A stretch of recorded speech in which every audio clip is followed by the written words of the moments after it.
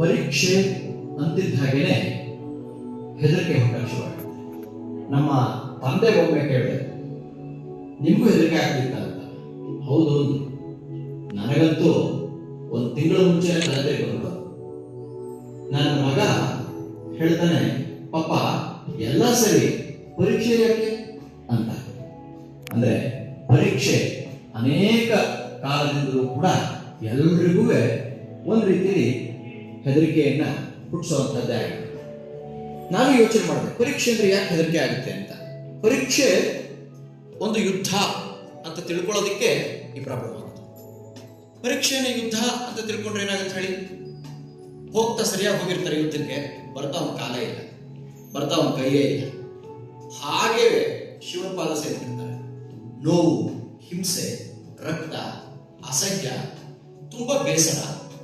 ಅದರ ಬದಲು ಪರೀಕ್ಷೆ ಒಂದು ಹಬ್ಬ ಅಂತ ಆಗ್ಬಿಟ್ರೆ, ಹಬ್ಬ ಅಂದ್ರೆ ಹೇಳಿ, ಹೊಸ ಬಟ್ಟೆ, ಜಾಮೂನು, ಜಿಲೇಬಿ, ಸ್ನೇಹಿತರು, ಓದೋ ಹಾಗಿಲ್ಲ, ಮತ್ತೆ ಎಷ್ಟೊಂದು ಖುಷಿ ವಿಷಯ, ನೆಂಟರು, ಬಂಧುಗಳು.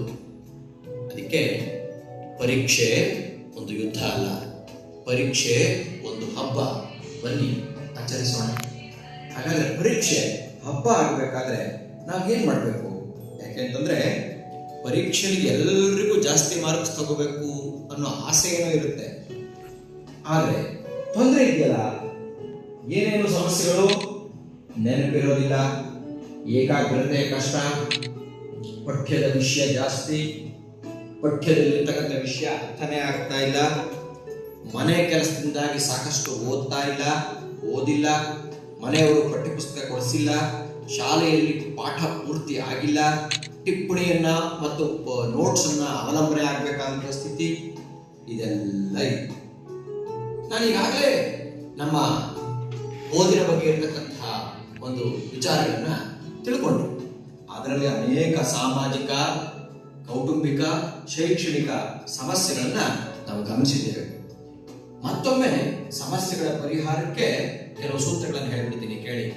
ಯಾಕೆಂದ್ರೆ ಪರೀಕ್ಷೆಗೆ ಹೊರಡಬೇಕಲ್ಲ ನಮೀಗ, ಅದರಿಂದ ಮತ್ತೊಮ್ಮೆ ಕೇಳ್ಕೊಂಡ್ಬಿಡೋಣ. ಆಗಿರುವ ಪಾಠವನ್ನ ಅಂದೇ ಓದಬೇಕು. ಓದುವಾಗ ಟಿಪ್ಪಣಿ ಮಾಡಬೇಕು. ಮನೆಯಲ್ಲಿ ಓದೋದಿಕ್ಕೆ ಬೇರೆಯೇ ವೇಳಾಪಟ್ಟಿ ಇಟ್ಕೋಬೇಕು. ವೇಳಾಪಟ್ಟಿ ಇಟ್ಕೊಳ್ಳೋದಷ್ಟೇ ಅಲ್ಲ, ಆ ವೇಳಾಪಟ್ಟಿಯನ್ನ ಶಿಸ್ತಿನಿಂದ ಅನುಸರಿಸಬೇಕು. ಓದುವಾಗ, ಕೇಳುವಾಗ ಏಕಾಗ್ರತೆ ಇರಬೇಕು. ಪುನರಾವರ್ತನೆ ಅಂದ್ರೆ ಮನನ ಮಾಡಬೇಕು.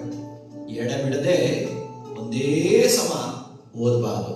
ಪ್ರತಿ 40, 45, 50 ನಿಮಿಷಗಳಿಗೆ ಒಂದು ಸಣ್ಣ ವಿರಾಮವನ್ನು ತೆಗೆದುಕೊಳ್ಬೇಕು. ವಿಷಯಗಳ ಓದಿನ ನಡುವೆ ವಿಶ್ರಾಂತಿ ತಗೋಬೇಕು.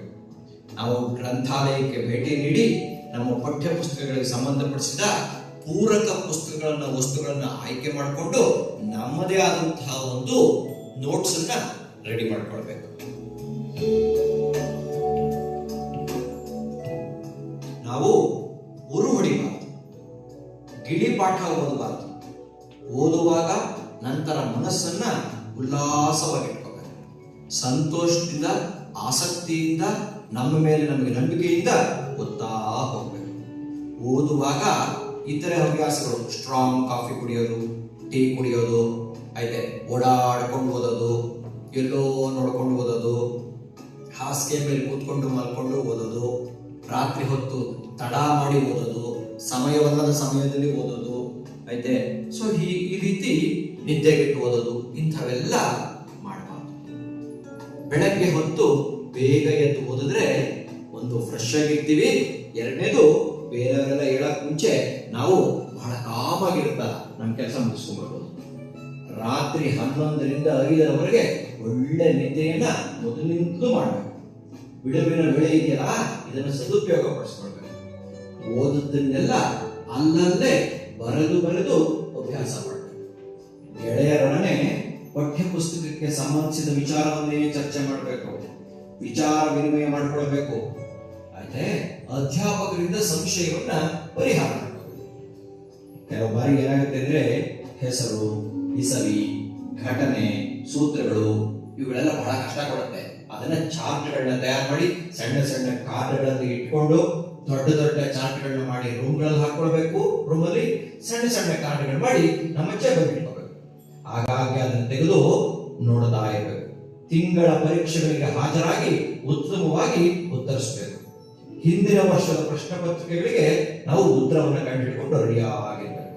ಈ 1 ಮಾರ್ಕ್ ಕ್ವಶನ್ ಅಂತ ಇರುತ್ತೆ, ಆಬ್ಜೆಕ್ಟಿವ್ ಟೈಪ್ ಅಂತ ಹೇಳ್ತಾರಲ್ಲ, ಇದು ಪ್ರತಿ ಚಾಪ್ಟರ್ ಅಲ್ಲೂ ಎಷ್ಟೆಷ್ಟಿದೆ ಅಷ್ಟನ್ನು ಒಂದ್ ಕಡೆ ಬರೆದು ರೆಡಿ ಮಾಡಿ ಇಟ್ಕೊಂಡಿರ್ಬೇಕು. ಇದಲ್ಲದೆ ಚಿತ್ರಗಳೆಲ್ಲ ಒಂದ್ ಕಡೆ, ಸೂತ್ರಗಳೆಲ್ಲ ಒಂದ್ ಕಡೆ, ಮತ್ತೆ ಮ್ಯಾಪ್ಗಳಿಂದ ಅದನ್ನೆಲ್ಲ ಲೇಬಲ್ ಮಾಡೋ ಒಂದ್ ಕಡೆ ಇಟ್ಕೊಳ್ತಕ್ಕಂಥದ್ದು, ಫಾರ್ಮುಲಾಗಳನ್ನೆಲ್ಲ ಒಂದ್ ಕಡೆ ಬರೆದು ಇಟ್ಕೊಳ್ತಕ್ಕಂಥದ್ದು, ರಿಯಾಕ್ಷನ್ಸ್ ಎಲ್ಲ ಒಂದ್ ಕಡೆ ಇರೋದು. ಸೊ ಈ ರೀತಿ ಎಲ್ಲ ಬೇರೆ ಬೇರೆ ಅಂಕಗಳು. ಅದರಲ್ಲೂ ಈ 3 ಮತ್ತು 4 ಅಂಕಗಳಿಗೆ ಮಾರ್ಕ್ ಕ್ವಶನ್ಗಳು ಕೊಡ್ತಾರಲ್ಲ, ಅದಕ್ಕೆ ಏನ್ ಮಾಡ್ಬೇಕು ಅಂದ್ರೆ ಮುಖ್ಯಾಂಶಗಳ ಪಟ್ಟಿಯನ್ನು ರೆಡಿ ಮಾಡಿಡಬೇಕು. ಆ ಮುಖ್ಯಾಂಶಗಳನ್ನ ಓದೋದಕ್ಕೆ ನಾವು ಸುಲಭ ಆಗ್ತದೆ. ಆಮೇಲೆ ಆ ತರ ಬರೆದದನ್ನ ಆಗಾಗಕ್ಕೆ ನೋಡ್ತಾ ಇರ್ಬೇಕು. ಆಶಾವಾದಿಯಾಗಿರ್ಬೇಕು. ಜಗತ್ತಿನಲ್ಲಿ ದೊಡ್ಡ ವಿದ್ಯಾರ್ಥಿಗಳು ಅನ್ನುವವರು ಹುಟ್ಟೇ ಇಲ್ವಂತೆ. ಗೊತ್ತಾಗ್ತಿದೆ? ಎಲ್ಲರೂ ಸುಂದರರೇ, ಎಲ್ಲರೂ ಪ್ರತಿಭಾವಂತರೇ. ಆದ್ರೆ ಸೂತ್ರಗಳನ್ನ ಯಾರು ಉಪಯೋಗಿಸ್ತಾರೆ ಅವರು ಇನ್ನಷ್ಟು ತಮ್ಮ ಪ್ರತಿಭೆಯನ್ನು ಬೆಳಗಿಸ್ಕೊಳ್ಳೋದಕ್ಕೆ ಸಾಧ್ಯ ಆಗುತ್ತೆ. ಸಾಧನೆಯಿಂದ ಸಿದ್ಧಿ, ಕಟ್ಟಿಟ್ಟ ಬುದ್ಧಿ. ಯಾರು ದಡ್ಡರಲ್ಲ.